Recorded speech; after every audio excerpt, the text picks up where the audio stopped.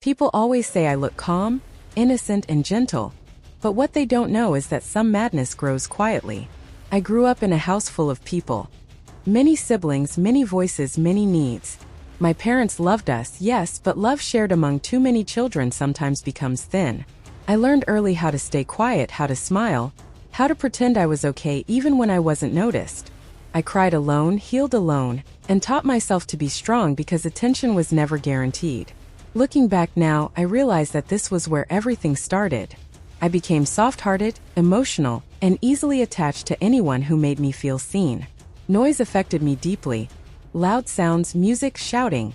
Everything entered my head and refused to leave. When people ignored my feelings, it hurt more than words. Trust didn't come easily, and once it broke, my heart didn't know how to repair it. That hunger to feel chosen followed me into my adult life, even when I didn't notice it. My best friend became my safe place. He listened to me when others were busy. He stayed when I felt invisible. His love was steady, protective, almost fatherly. When I felt like giving up on life, he pulled me back. He was the one person who made me feel chosen.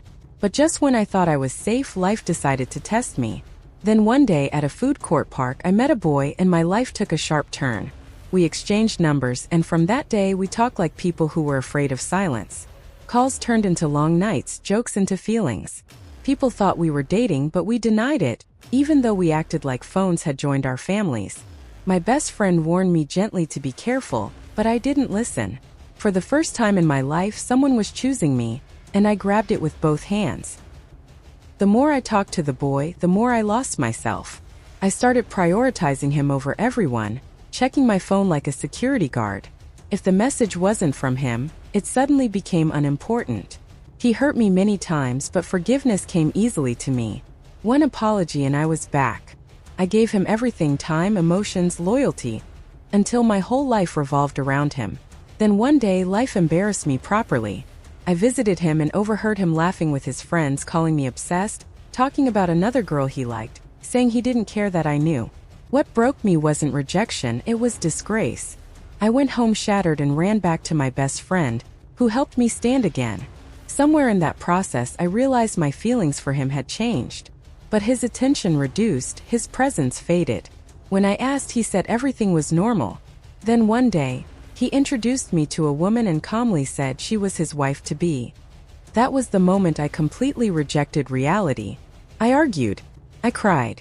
I reminded him that I met him first, as if life follows order. I couldn't accept it. Looking back now, that was when my behavior started scaring even me. His pictures filled my room, on walls, doors, clothes, everywhere. I stopped acting like myself and started acting from desperation. When his fiancée came around, I gave her death stares like I was fighting for territory. I did childish things. Adding too much salt to her food, tampering with her cream, pouring water on them when they laughed outside, then walking away like nothing happened. What made everything worse was that she was kind. Instead of fighting me, she asked him to postpone the wedding until I got better. That kindness confused me even more. From that point, things only went downhill. I started drinking just to quiet my mind. I tried things I shouldn't have. I even threatened emotionally, saying I would harm myself if he didn't come back. At that stage, I wasn't thinking clearly anymore. I wasn't okay, and this time everyone noticed. My family stepped in. Friends stepped in. Professionals stepped in. That was when everything finally collapsed. That was how I ended up in an asylum, not because I was evil, but because I was broken from years of feeling unseen. Therapy forced me to face my childhood, my attachment, my fear of abandonment. Slowly, I began to understand myself. I learned that I didn't need obsession to feel loved. I needed healing. Healing didn't come overnight, but it came. When I got better, the wedding happened, and I attended with peace in my heart. His wife hugged me like a sister, and for the first time I felt free. Later, I went to study psychology, determined to understand the mind that once trapped me. Today, I help people who lose themselves in love, people who think obsession is affection, people who feel ashamed of their emotions. And when people ask how I became this strong, I smile and say, it's a long story,